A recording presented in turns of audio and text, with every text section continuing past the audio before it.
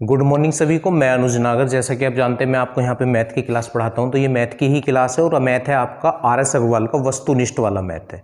और इसमें जो आपका चैप्टर चल रहा है मोस्ट इंपोर्टेंट क्षेत्रफल वाला चैप्टर आपका चल रहा है, जिसकी आपकी 3 क्लासें हो चुकी हैं। आज क्लास नंबर 4 हम यहाँ पे स्टार्ट करते हैं। उसके 40 क्वेश्चन मैं आपको करा चुका हूँ, पर उससे पहले अगर किसी ने अभी तक हमारे चैनल को सब्सक्राइब नहीं किया तो चैनल को सब्सक्राइब जरूर कर लेना, ठीक है। चलिएगा स्टार्ट करते हैं आपकी क्लास आज की। तो 40 क्वेश्चन इसमें आपके हो चुके हैं। 4वीं क्लास पे आप आ जाएंगे आज। तो 41 क्वेश्चन देखेंगे आप। क्वेश्चन नंबर 41 देखिएगा क्या है ये बोला गया है 41 में क्वेश्चन नंबर 41, 2 वर्गाकार खेतों में से एक खेत का क्षेत्रफल 1 हेक्टेयर है तथा दूसरा पहले से 1% अधिक चौड़ा है, तो इन दोनों खेतों के क्षेत्रफल का अंतर कितना होगा। पहले वाले खेत का क्षेत्रफल कितना दिया गया आपको, 1 हेक्टेयर दिया गया है। अब हेक्टेयर के अगर वर्ग मीटर बनाने हो तो 10,000 से गुणा करनी पड़ती है, क्योंकि 1 हेक्टेयर के अगर मीटर बनाने होते हैं तो 100 से गुणा करना होता है, और क्षेत्रफल होता है स्क्वायर में, तो 100 गुणा 100, तो इसका मतलब 10,000 से गुणा करनी होगी। तो 1 हेक्टेयर बराबर हो जाएगा 1 हेक्टेयर बराबर 10,000 मीटर स्क्वायर, ठीक है। तो ये क्षेत्रफल है पहले वाले वर्ग का। और अगर वर्ग का क्षेत्रफल हमारे पास होता है तो उसकी भुजा हमें निकालनी हो, तो लास्ट वीडियो में भी कई क्वेश्चन आपको बताए गए होंगे।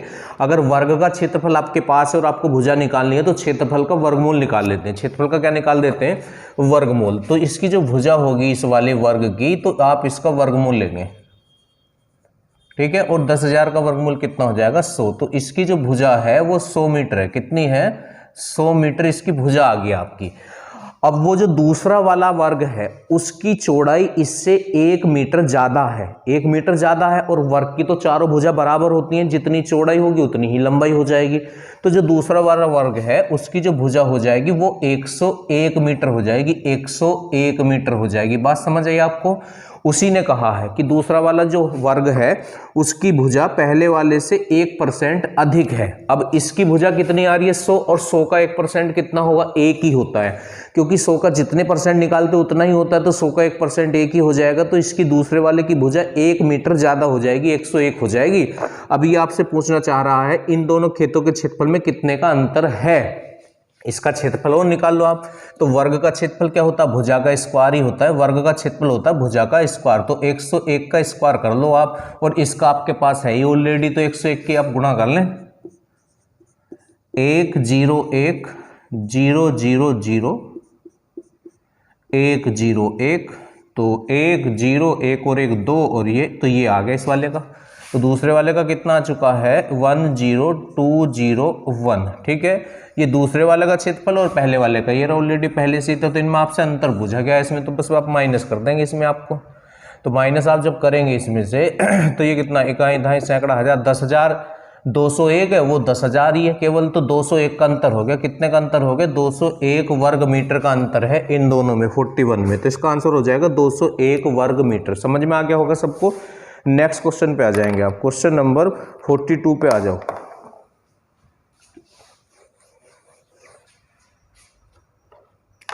क्वेश्चन नंबर 42, इसमें क्या है, वर्ग बी के विकर्ण की लंबाई वर्ग ए के विकर्ण की लंबाई से दुगनी है। पहले तो मैं आपको बता दूं वर्ग का विकर्ण क्या होता है। वर्ग का विकर्ण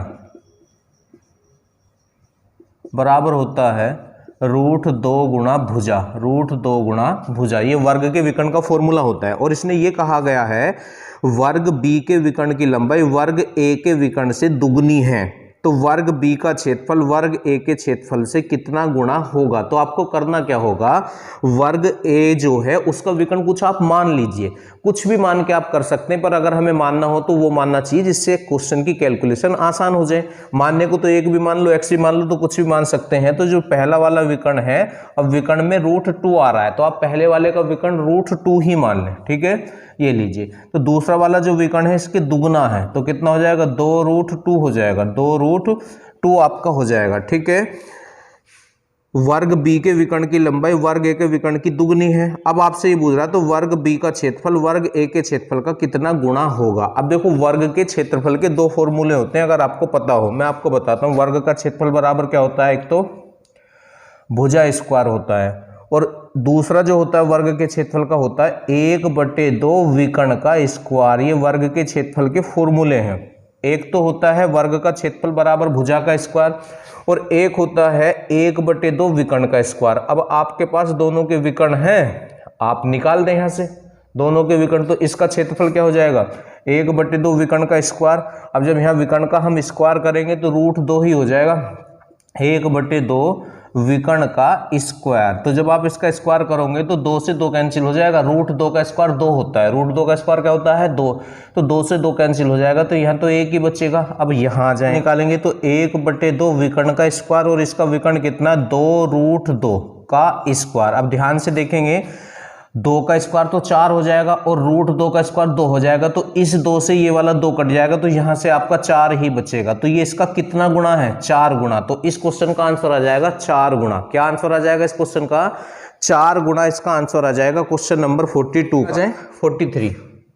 43 में क्या है, 43 में बोला गया है 42 सेंटीमीटर की त्रिज्या के तार से बने वृत्त को काटकर एक आयत में परिवर्तित किया गया है, जिसकी भुजा का अनुपात 6:5 है। देखिएगा एक वृत्त है, क्या है वृत्त, और ये जो वृत्त है इसकी जो त्रिज्या है ये कितनी है 42 है। और त्रिज्या किसको बोलते हैं, केंद्र से परिधि तक की दूरी को बोलते हैं। अब ये जो आपको ब्लैक में ये दिख रहा है इसी वृत्त की परिधि बोलते हैं, इसी वृत्त की क्या बोलते हैं परिधि। अब ये जो वृत्त है इसको काट कर आयत बनाया गया है, तो वृत्त को काट के मतलब इसको सीधा ही तो किया गया होगा, जैसे ये सर्कल में है तो इसको ऐसे किया गया होगा। तो ये जो लेंथ है ये वाली लेंथ ये किसके बराबर होगी, ये जो वृत्त की परिधि है इसके तो बराबर होगी, जितना ये होगा इतना ही ये हुआ होगा, इसको सर्कल से सीधा जब किया गया होगा इसकी तो बराबर होगी ना। अब इससे इन्होंने काट के क्या बना दिया आयत, भाई इसे टुकड़ों में काट लिया होगा, इतना यहाँ से यूं काट के ऐसे यहाँ को लगा दिया होगा, ऐसे करके यूं करके ऐसे आयत बना लिया होगा काट के, ठीक है। तो ये जो आयत है आपका, जो आयत बनाया गया है ये किसके बराबर होगा, तो इसको आयत को जब बनाया गया होगा तो आयत ऐसे बनेगा, ये और ये और ये। अब देखो ध्यान से देखो, इसे क्या बोलते हैं ये इसे आयत का परिमाप बोलते हैं। इसे क्या बोलते हैं आयत का परिमाप। कहने का मतलब क्या है, वृत्त की जो परिधि है जिसको सीधा करके काट के आयत बनाया गया होगा वो किसके बराबर होगा, वो आयत के परिमाप के बराबर होगा, आयत के परिमाप के बराबर होगा। तो इसमें आपको रखना क्या होगा, वृत्त की परिधि बराबर आयत का परिमाप, वृत्त की परिधि बराबर आयत का परिमाप। वृत्त की परिधि होते 2πr और आयत का परिमाप होता है 2 गुना लंबाई प्लस चौड़ाई, 2 गुना लंबाई प्लस चौड़ाई, ये होता है, ठीक है। अब पाई का मान हमें पता है पहले से 22/7 होता है, और आर का मान उसने दिया त्रिज्या 42 है और बराबर 2 गुना। अब लंबाई और चौड़ाई में भी आपको अनुपात दिया गया है 6 और 5 का दिया गया है, तो 6x और प्लस के, या उल्टा हो गया कोई नहीं, 5x और 6x आप ले सकते हैं। वैसे अनुपात किसका किसका दिया गया था, पहले 6 और फिर 5 था, तो कोई दिक्कत नहीं है, प्लस में किसी को भी पहले लिख सकते हैं। तो यहाँ से 7 छिंग ये तो हो गया 42, और इस वाले 2 से आप ये 2 कैंसिल कर सकते हैं, ठीक है। अब यहाँ क्या बचा आपका 22 गुणा 6 बराबर 5 और 6 कितना 11x हो गया। तो x से आप ये कट गया 2 बार, तो x बराबर कितना आ गया 6 दूनी 12 आ गया। तो x का मान तो 12 आ चुका है। आपसे पूछना क्या चाह रहा है, तो इस आयत की छोटी भुजा की लंबाई क्या होगी, तो छोटी भुजा तो इसमें 5x है, 6 और 5 था तो 5x की वैल्यू निकाल दे, दोनों तरफ 5 से गुणा कर दे तो 5x, और इधर भी 5 से गुणा करें 12 पंजे 60। तो इसका आंसर जो आ जाएगा वो 60 सेंटीमीटर आ जाएगा क्वेश्चन नंबर 43 का, ठीक है। इससे आगे आप आ जाएंगे क्वेश्चन नंबर 44 पे आ जाओ। 44 इसमें देखते हैं क्या है। 44 में एक वर्ग की प्रत्येक भुजा 14 सेंटीमीटर लंबी है, इसके अंतर्गत खींचे जाने वाले बड़े से बड़े वृत्त का क्षेत्रफल क्या होगा। देखो किस तरह से इस क्वेश्चन को कर सकते, कोई रटने की जरूरत नहीं है। आप एक वर्ग बना लें, वर्ग बनाओ, और वर्ग की पहचान क्या होती है, उसकी चारों भुजा बराबर होती हैं, ठीक है। तो ये जो वर्ग है इसकी प्रत्येक भुजा 14 है, ये भी 14 है, ये भी 14 है, ये भी 14 है और ये भी 14 है, और वर्ग की चारों भुजा होती ही बराबर है। अब इसके अंदर खींचे जाने वाले बड़े से बड़े वृत्त का क्षेत्रफल तो आप खींच लो। आप अगर प्रकार से इसके अंदर ऐसे एक वृत्त बनाने की कोशिश करेंगे, ये चारों भुजाओं को टच करेगा, चारों भुजाओं को टच करेगा ये, ठीक है।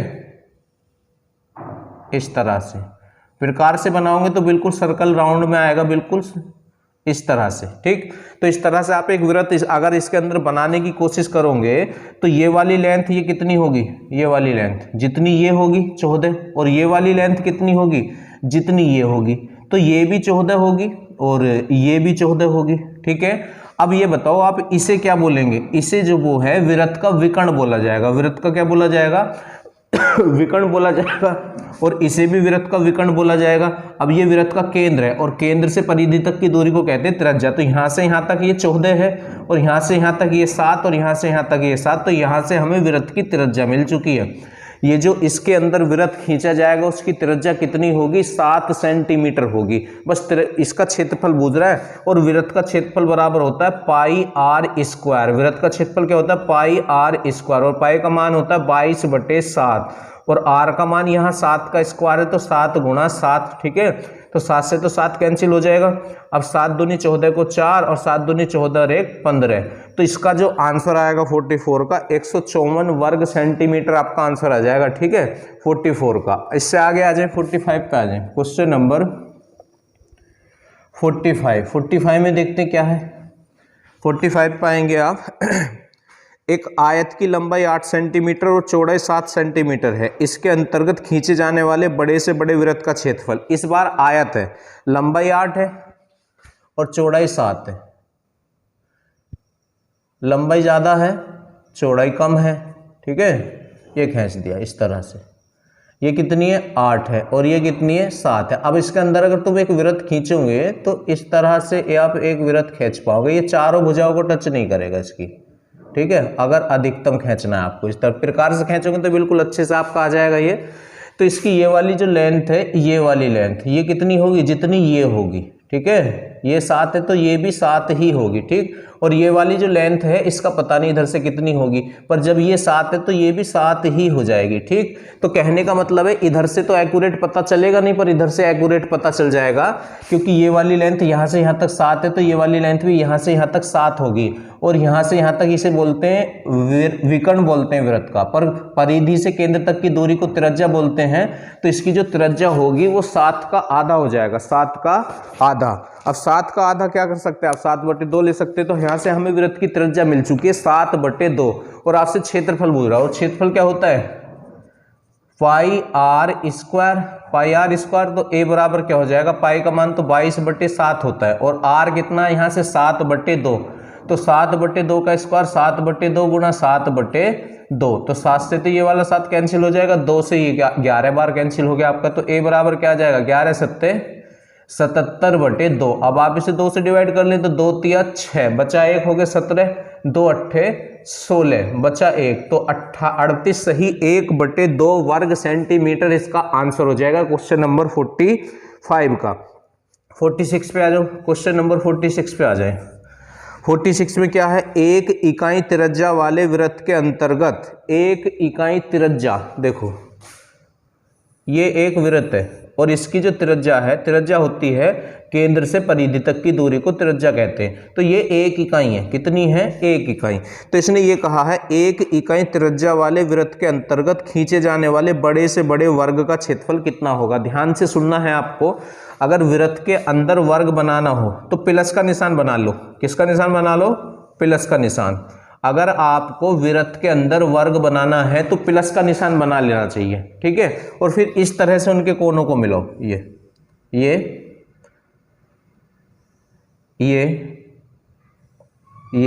और ये इस तरह से।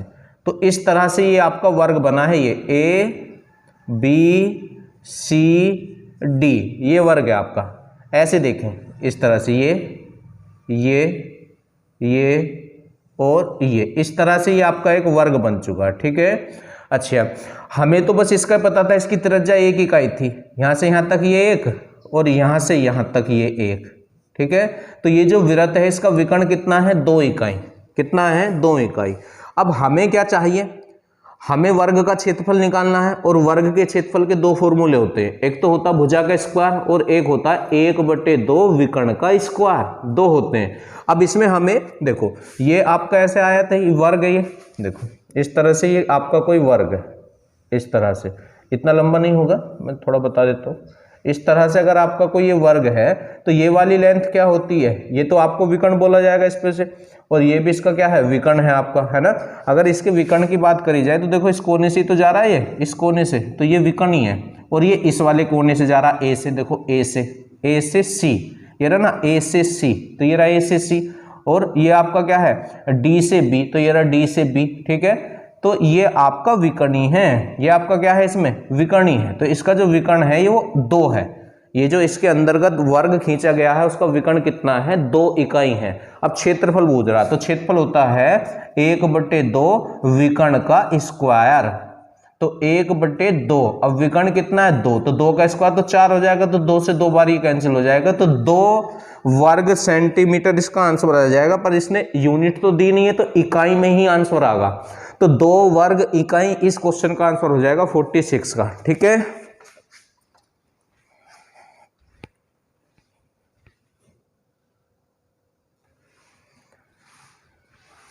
(47) देखेंगे, क्वेश्चन नंबर 47 पे आ जाएंगे।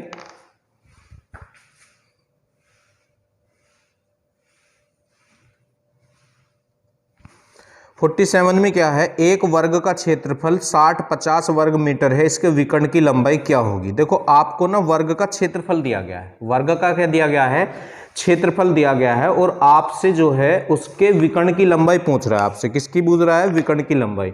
तो वर्ग के क्षेत्रफल के 2 फॉर्मूले होते हैं, एक तो वर्ग का क्षेत्रफल बराबर होता है भुजा का स्क्वायर, और एक होता है 1/2 विकर्ण का स्क्वायर। जब विकर्ण की लंबाई पूछ रहा है तो हम इसे ही यूज करेंगे, विकर्ण का क्षेत्रफल होता है एक, वर्ग का क्षेत्रफल होता है 1/2 विकर्ण का स्क्वायर, और ये कितना दिया है इसने हमको 60-50 दिया है, 60-50, जो आपका वर्ग है उसका क्षेत्रफल 60-50 दिया है, और वर्ग का क्षेत्रफल का फॉर्मूला होता है 1/2 विकर्ण का स्क्वायर, तो वही हमने यहाँ पे यूज कर लिया, इसकी इधर मल्टीप्लाई करेंगे आप, तो डी स्क्वायर बराबर क्या होगा 0, 2 पंजे 10 और 2 छिक्का 12, तो ये हो गया आपका। अब अगर इस पे स्क्वायर है तो सामने वाले का रूट लेना होता है, तो 121 का रूट क्या होगा 11, और 0 आधी हो जाती है वर्गमूल में, तो d बराबर 110 आ चुका, d बराबर कितना आ चुका 110 मीटर इसका आंसर हो जाएगा, ठीक है। 48 पे आ जाओ, क्वेश्चन नंबर 48 में देखो क्या है, एक वर्ग तथा इसके विकर्ण पर बने वर्ग के क्षेत्रफल का अनुपात पूछ रहा। देखो एक वर्ग, ध्यान से समझो, ये तुम्हारा कोई वर्ग है और इसके विकर्ण, ये हो गया विकर्ण, वर्ग और विकर्ण पर बने वर्गों के क्षेत्रफल का अनुपात पूछ रहा। एक वर्ग तथा इसके विकर्ण पर बने वर्ग के क्षेत्रफल का अनुपात पूछ रहा, तो विकर्ण पे अगर बनेगा वर्ग तो ऐसे बनेगा, इस तरह से,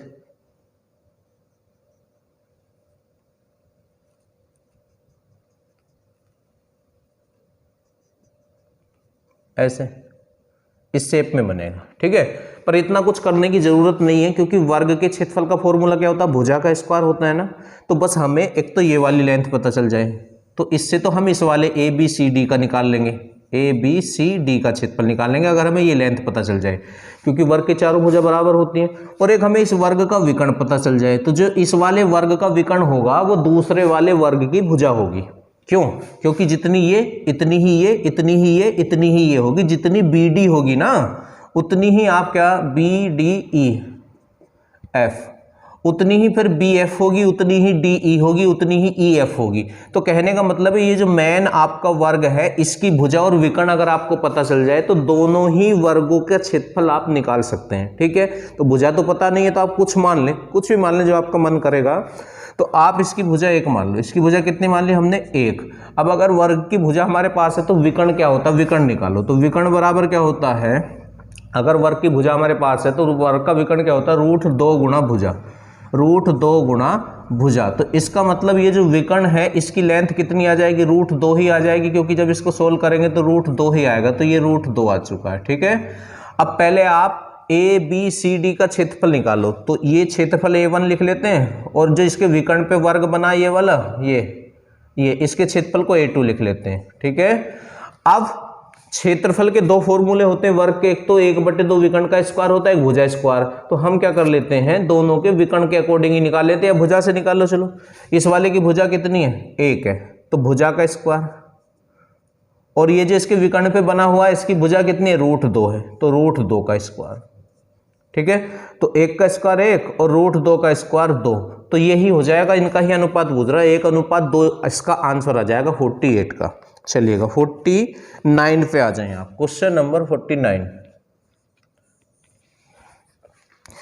दो वर्गों के विकर्ण का अनुपात दिया है, इनके क्षेत्रफलों का अनुपात पूछ रहा है। देखो D1 अनुपात D2 उसने आपको दिया है, और कितना दिया है, 2:5 दिया है, 2:5 दिया है। ठीक है, और आपसे इनके क्षेत्रफलों का अनुपात पूछ रहा, क्या पूछ रहा है, क्षेत्रफलों का अनुपात। तो वर्ग का क्षेत्रफल क्या होता है, अगर विकर्ण हमारे पास हो 1/2 विकर्ण का स्क्वायर, तो इधर भी 1/2 विकर्ण का स्क्वायर कर दो तो विकर्ण तो 2 है, और इधर भी 1/2 विकर्ण का स्क्वायर कर दो तो विकर्ण 5 है, तो 1/2 से तो 1/2 कैंसिल हो जाएगा, तो 4:5 आपका आंसर आ जाएगा, 4:5। ठीक है, 4:25, क्योंकि 5 का स्क्वायर 25 होगा, 4:25 आपका आंसर हो जाएगा। ठीक है, 50 पे आ जाओ, क्वेश्चन नंबर 50 में क्या है, एक वर्ग के विकर्ण की लंबाई इतनी, इसका क्षेत्रफल क्या होगा। देखो वर्ग का विकर्ण दिया है, विकर्ण कितना दिया है, d बराबर इसने आपको दिया 10√2 सेंटीमीटर, क्षेत्रफल पूछ रहा, तो क्षेत्रफल क्या होता है, 1/2 विकर्ण का स्क्वायर होता है, तो 1/2 विकर्ण कितना, 10√2, तो 100 गुणा √2 का स्क्वायर करेंगे तो 2 से तो 2 कैंसिल हो गया, तो 100 वर्ग सेंटीमीटर आपका आंसर आ जाएगा, 100 वर्ग सेंटीमीटर। ठीक है, क्वेश्चन नंबर 50 का। तो यहीं तक ये क्वेश्चन कराने थे। अगर वीडियो पसंद आए तो वीडियो को लाइक और शेयर करना ना भूलें, और अगर किसी ने अभी तक चैनल को सब्सक्राइब नहीं किया तो चैनल को सब्सक्राइब जरूर कर लेना।